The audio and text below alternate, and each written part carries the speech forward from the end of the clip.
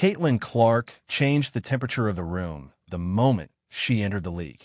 Ratings climbed, arenas filled, conversations shifted, and with that shift came tension that didn't need words to be heard. Io Wilson, long accustomed to being the undisputed face of dominance, suddenly found herself navigating a new hierarchy of attention. Her frustration didn't show up as a single outburst, but as a pattern: animated exchanges with referees, guarded interviews, and moments of visible irritation that fans quickly contrasted with Clark's steady calm. Where Clark answered pressure with poise, Wilson appeared to internalize it. What should have been celebrated as the league's next chapter instead became framed as a rivalry defined by unease rather than competition. This analysis reframes the moment as a crossroads, not a conflict.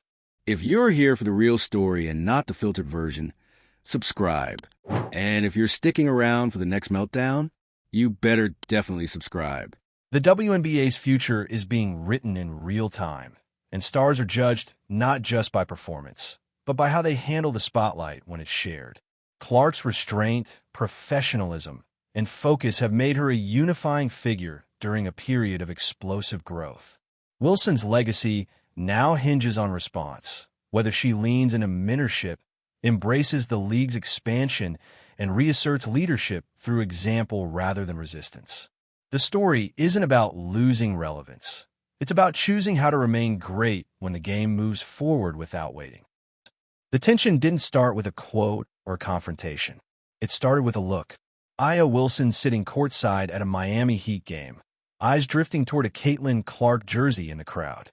It wasn't dramatic. It wasn't loud, but it was unmistakable. Her jaw tightened. Her expression shifted. And in today's WNBA, that kind of moment doesn't disappear, it multiplies.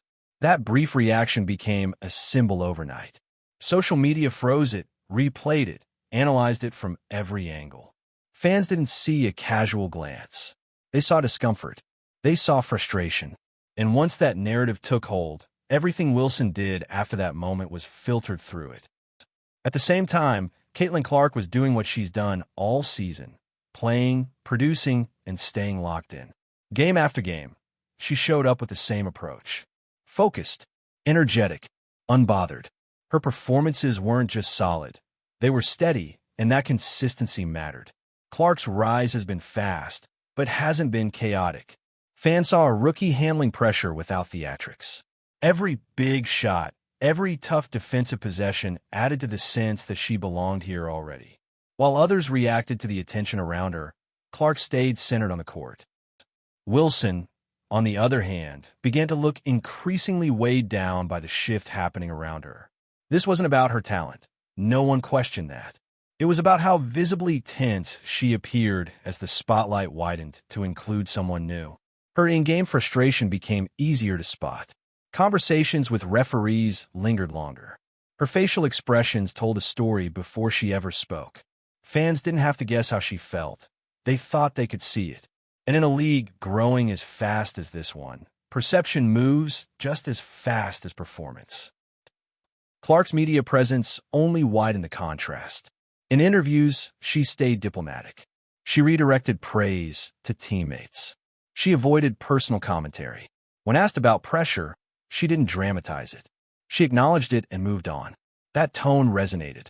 Viewers didn't just hear what she said, they noticed what she didn't say. No defensiveness, no resentment. Just a player who understood that attention is part of the job and handled it accordingly. That restraint became part of her appeal. Wilson eventually addressed the situation publicly, framing herself as someone being targeted for speaking honestly. She talked about feeling silenced, about her words being twisted. To her, it was an expression of frustration. To fans, it landed differently. Instead of strength, some heard grievance.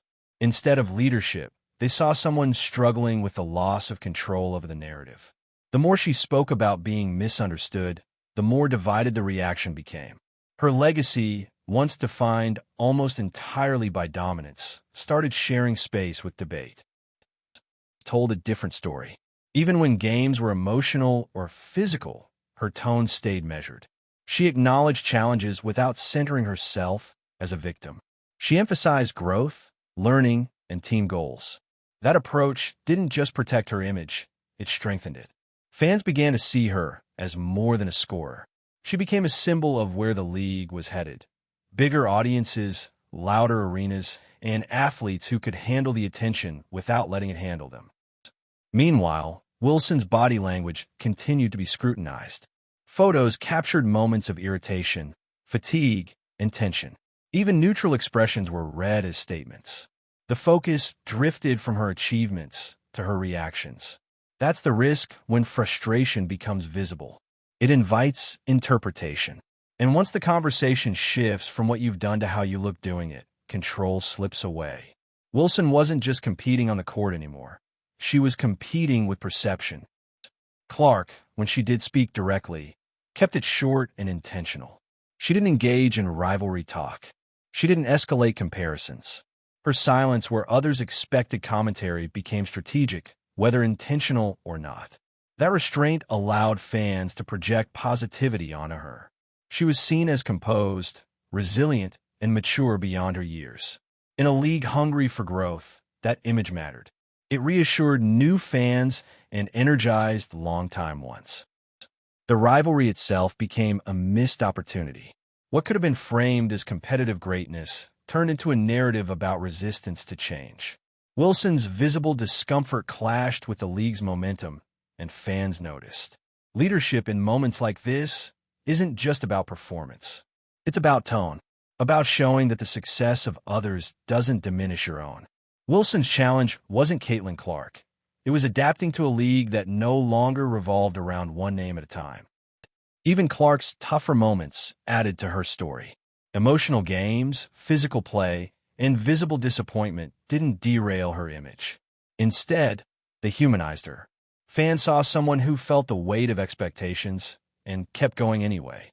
That balance, emotion without implosion, became the final contrast. As the league continues to grow, the expectations for its stars grow with it. The question isn't who's better.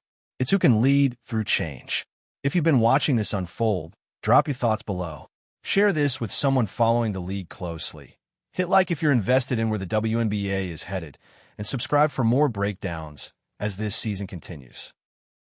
As the conversation around the league kept evolving, Aya Wilson found herself at the center of a discussion she didn't create but couldn't escape. Her achievements were still there. Her resume hadn't changed. Yet the way people talked about her had shifted. The focus wasn't solely on dominance anymore. It was on demeanor. Every appearance became a snapshot fans paused on. Was she smiling enough? Did she look irritated? Was that frustration or focus? These questions followed her from game to game, and the louder they got, the harder it became for her to redirect the conversation back to basketball. On the court, Caitlin Clark continued to deliver performances that reinforced why attention gravitated toward her. She didn't look overwhelmed by expectations. She didn't shy away from the spotlight. Her energy stayed consistent, her reactions controlled, her focus clear. Fans saw someone who embraced competition without personalizing it. Every big moment felt earned rather than forced. That steadiness became part of her identity, and it contrasted sharply with the tension viewers believed they saw elsewhere. For Wilson, the frustration seemed less about Clark herself and more about the sudden shift in gravity. The league was growing fast, and with growth came new faces and new narratives. Adjusting to that reality publicly is harder than doing it privately. When Wilson expressed feeling targeted or misunderstood, it reframed her role in the conversation. Some empathized. Others felt she was resisting change. The divide widened, not because of anything happening on the scoreboard, but because perception had taken over. It reinforced why the narrative tilted in her favor. She didn't dismiss pressure, but she didn't dramatize it either. She acknowledged the attention and immediately redirected toward preparation and team goals. That consistency built trust. Fans felt like they knew what to expect from her, and in a league navigating rapid growth, predictability in tone mattered. She came across as grounded, even when circumstances were anything but. Meanwhile, Wilson's leadership was being evaluated in a new way. Not through stats, but through reaction. In moments of frustration, cameras lingered. Social media slowed everything down, turning seconds into statements. The challenge wasn't her competitiveness, it was how visibly it surfaced. In a moment where the league needed unity, her tension was interpreted as resistance. Whether fair or not, that perception stuck. When Clark spoke directly, her words were careful without being robotic. She didn't position herself as the future at the expense of the past.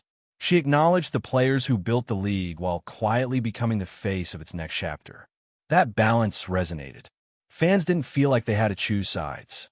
Clark's approach invited admiration without demanding allegiance, and that made her rise feel less divisive. The rivalry narrative, fueled by body language and silence, became louder than any actual conflict. What should have been a showcase of elite talent turned into a debate about attitude and adaptability. Wilson's legacy was never in question because of her skill.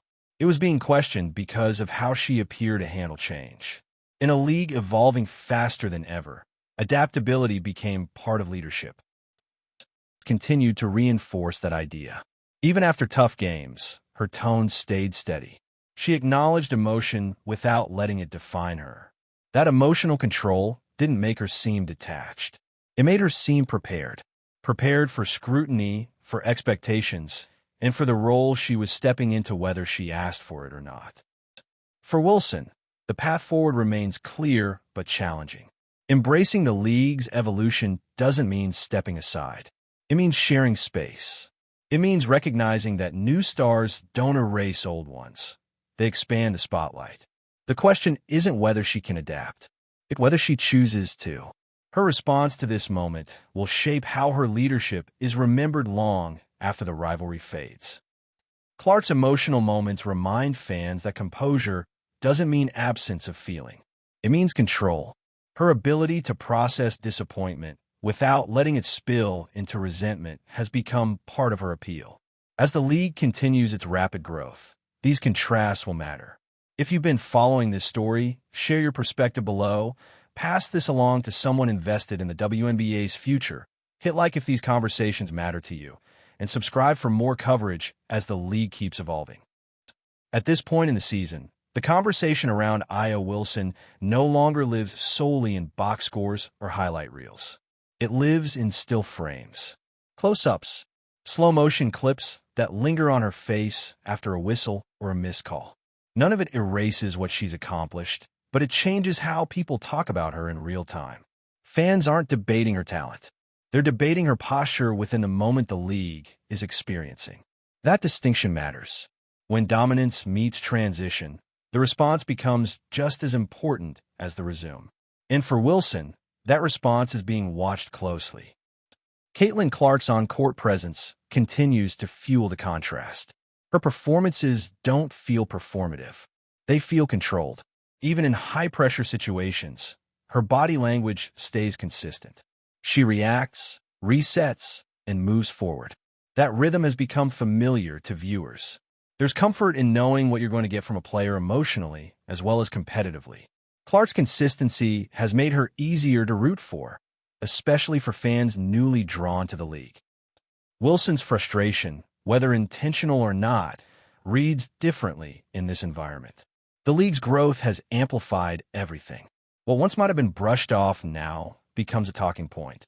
Her reactions don't exist in isolation anymore. That's where perception takes over. Fans start connecting dots that may not even exist. A look becomes a statement. Silence becomes intentional. And suddenly, the narrative feels bigger than any single moment on the floor. Continue to reinforce why she's navigating this moment effectively. She doesn't deflect responsibility, but she doesn't absorb unnecessary weight either. Her answers are direct, calm, and centered on basketball. That approach keeps the focus where she wants it. It prevents speculation from filling gaps. When she speaks, she closes loops rather than opening new ones, and that's a skill not every athlete develops early. Wilson's public comments about feeling targeted added another layer to the discussion. From her perspective, she was expressing honesty. From the outside, some fans heard defensiveness. That gap in interpretation widened the divide. Leadership in moments like this is delicate. Speaking up can clarify, but it can also complicate. Wilson's words became part of the narrative she was trying to push back against, and that tension didn't go unnoticed. When Clark addressed pressure directly, she framed it as part of the responsibility that comes with opportunity. She didn't minimize it, but she didn't personalize it either. That distinction mattered to fans watching closely. Her ability to acknowledge stress without centering herself as overwhelmed reinforced her image as someone built for the moment. It wasn't about toughness, it was about balance. The rivalry narrative has become less about competition and more about adaptation. Wilson represents an era that carried the league forward. Clark represents the wave, pushing it outward. Those realities don't have to clash, but tension emerges when change feels imposed rather than shared. Wilson's challenge isn't proving she belongs. That's already established. The challenge is navigating visibility in a league that no longer revolves around a single gravitational center. Continue to reflect awareness without entitlement. She speaks as someone conscious of her influence, but careful not to overstep. That restraint keeps the conversation constructive. Fans notice when an athlete understands the moment without exploiting it. Clark's presence in these settings reinforces the sense that she's prepared for the long term, not just the spotlight of now. For Wilson, the opportunity still exists to reshape the narrative. Growth doesn't require surrender. It requires acknowledgement. Supporting the league's evolution doesn't diminish her impact. It extends it. How she responds moving forward will matter more than how this moment is remembered. Leadership isn't static. It evolves, just like the league itself. Clark's emotional moments continue to resonate because they feel grounded. Disappointment doesn't spiral into resentment. Frustration doesn't turn into deflection. She processes and moves forward. As fans, you're watching more than a rivalry. You're watching a league define its next chapter. Share your thoughts below. Pass this along to someone following the WNBA closely. Hit like if these conversations matter to you, and subscribe to stay part of what comes next. By now, the discussion around Aya Wilson feels heavier than it ever needed to be. Not because of her play, not because of her accomplishments, but because of how visibly uncomfortable this moment appears for her. Every image, every pause, every reaction gets folded into a larger story about resistance and frustration. What's difficult is that none of this erases who she is as a player, but it does reshape how fans emotionally connect to her. In a league exploding with attention, emotional accessibility matters. And Wilson, intentionally or not, has begun to feel closed off at the exact moment openness is being rewarded. Caitlin Clark's games continue to serve as a counterpoint. Her energy on the floor feels free, even when the pressure is obvious. She competes hard, reacts naturally, and then resets. There's no lingering resentment visible in her movements. That rhythm makes her easier to follow. Fans don't feel like they're intruding when they watch her. They feel invited. And in a growing league, that feeling carries weight far beyond a single season. Wilson's frustration has turned into a recurring topic because it keeps showing up the same way. Tight expressions, visible irritation, moments that feel unresolved. The more often they appear, the harder it becomes to separate the player from the perception. That's where legacy becomes vulnerable. Not because talent fades, but because tone starts to dominate the conversation. Leadership in this era isn't just about carrying a team, it's about carrying the moment. Continue to strip drama out of situations that could easily become personal. She answers questions without feeding narratives. She acknowledges intensity without assigning blame. That discipline has quietly become one of her strongest assets. Fans don't feel like they're watching someone battle the spotlight. They feel like they're watching someone who understands it and chooses not to fight it. That distinction has shaped how her rise is received. For Wilson, this moment still holds opportunity. The narrative isn't fixed. Growth doesn't require retreat, it requires recalibration. Recognizing that the league is expanding doesn't diminish what she's built. It validates it. The players who thrive in transitions are the ones who find ways to evolve publicly, not just privately. Wilson's response moving forward will determine whether this chapter becomes a footnote or a defining moment. Clark's emotional lows continue to resonate because they don't derail her. She shows disappointment, processes it, and keeps moving. That emotional control doesn't make her distant. It makes her relatable. At this stage, Aya Wilson isn't battling another player. She's battling a moment in time. The league is changing faster than it ever has, and that speed has made emotional control part of the job description. Every reaction now carries weight, whether it's intended to or not. Wilson's visible frustration hasn't erased her dominance, but it has complicated how fans interpret her leadership. In a league fueled by momentum and visibility, the inability to hide discomfort becomes its own storyline. Caitlin Clark's presence continues to feel like the opposite of tension. Even when games are intense, her body language stays centered. She reacts, adjusts, and stays present. That consistency gives fans something to trust. Her performances don't feel like statements. They feel like habits. And habits, over time, become identity. That's how stars transition into faces of the league without ever declaring themselves as such. Wilson's challenge isn't learning how to compete. She's already mastered that. It's learning how to share space in a league that now has more room than ever before. That adjustment is public, and it's uncomfortable. The frustration fans see may be human, but perception doesn't pause for context. Once a narrative takes hold, it moves independently. That's the reality of modern sports visibility. Continue to neutralize that reality. She doesn't amplify pressure. She doesn't redirect blame. She keeps her answers grounded and brief, closing doors instead of opening debates. That restraint has protected her from becoming polarizing. Fans don't feel pulled into conflict when listening to her. They feel reassured. For Wilson, the opportunity to shift perception still exists. Adaptation doesn't mean concession. It means leadership evolving with the league it helped build. How she responds now will shape how this era remembers her. Legacy isn't just what you achieve. It's how you carry yourself when the spotlight widens beyond you. Clark's emotional moments continue to land because they feel contained. She allows herself to feel without letting emotion define her. That balance has become part of why fans believe in her long-term presence. If you've been watching this unfold, let your voice be heard in the comments. Share this with someone following the league closely.